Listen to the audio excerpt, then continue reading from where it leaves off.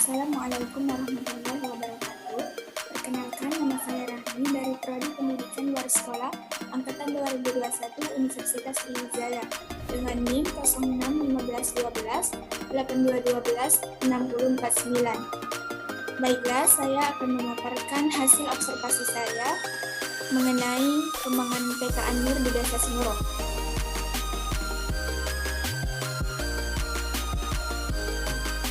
Yang pertama yaitu sejarah Desa Semuro.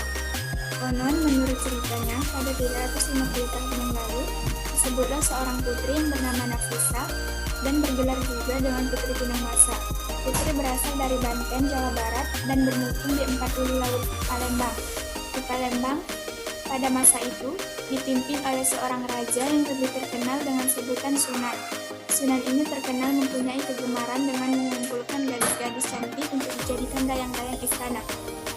Dari hasil penyelidikan, dapat diketahui bahwa Putri Pinangmasa sangat cantik dan tiada tolak bandingnya di seluruh negeri, dan juga disampaikan bahwa kala Putri Pinangmasa dihadapkan kepada Sunan beberapa waktu yang lalu, sang putri merubah parasnya menjadi sangat buruk dan menjijikkan karena sang putri tidak suka dijadikan dayang. Kemudian, segeralah diperintahkan Wulu Balang dan beberapa pengawal agar dengan secara paksa menangkap sang putri dan membawanya ke istana. Adapun berita tentang penangkapan ini segera pula sampai di telinga sang putri. Bagaimana sedih dan pilunya hati sang putri pada waktu itu tidaklah dapat dibayangkan. Sambil bermuram durja, ia mendekat sahabatnya dan berpikir untuk merlindung bagaimana akal dan ikhtiarnya untuk dapat melepaskan diri dari tangkapan Sunan. Setelah berselang beberapa saat, didapat suatu keputusan satu-satunya ia melarikan diri. Pada suatu malam, bersama-sama dengan dua orang sahabat yang setia dan dua orang pengawal, berangkatlah mereka dengan sebuah perahu menuju Sungai Ogan. Berbulan-bulan mereka mengarungi sungai dan lebak dengan menghindari kejaran pengawal istana. Akhirnya sampailah mereka pada suatu lebak sangat luas yang telah dinamakan Lebak Meranjang. Dan pada suatu teluk yang dinamakan dengan Teluk Lebak Rejang, mereka dihadapkan di teluk tersebut dan langsung melalui sebuah sungai yang sangat jernih airnya. Pada suatu tempat di mana diperkirakan tak mungkin lagi dapat ditemukan oleh pengawal istana, mereka bermukim di tempat itu. Kedatangan sang putri diketahui oleh penduduk di sekitarnya dan tiada lama tempat itu semakin ramai dan akhirnya menjadi sebuah desa yang bernama Desa Semuro. Nama ini diambil dari nama sang putri karena sejak ia berdiam di tempat itu, ia menyebut namanya Putri Semuro. Yang selanjutnya yaitu letak geografis. Letak geografis terletak pada dataran tinggi, bukan pada tempat rawa-rawa ataupun tempat pegunungan. Desa Semuro Barat luasnya mencapai 973 hektar dengan batas-batas wilayah. Sebelah utara berbatasan dengan PTPN Sintamanis, sebelah selatan berbatasan dengan Desa Tanjung Batu Seberang dan Desa Tanjung Tambak, sebelah timur berbatasan dengan Semuro Timur, dan Semuro Barat berbatasan dengan Desa Tanjung Lalang, Kecamatan Payaraman.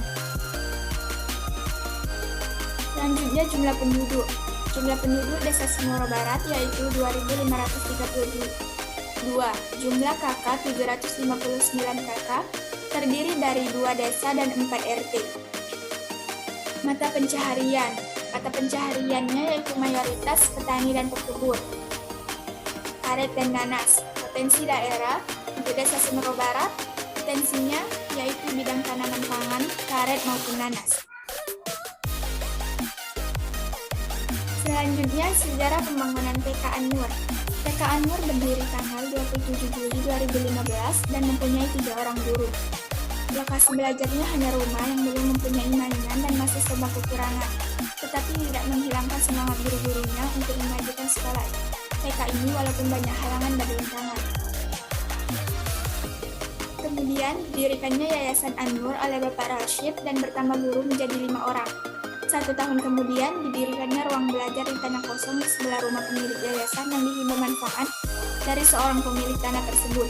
Maka, tempat belajar mengajar anak TK An-Nur bertambah luas, sehingga anak-anak bisa lebih leluasa dalam bermain dan belajar.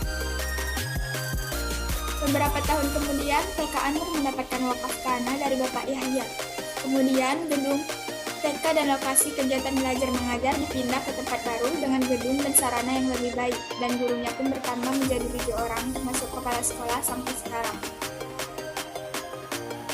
Selanjutnya, struktur organisasi Yayasan TK An-Nur.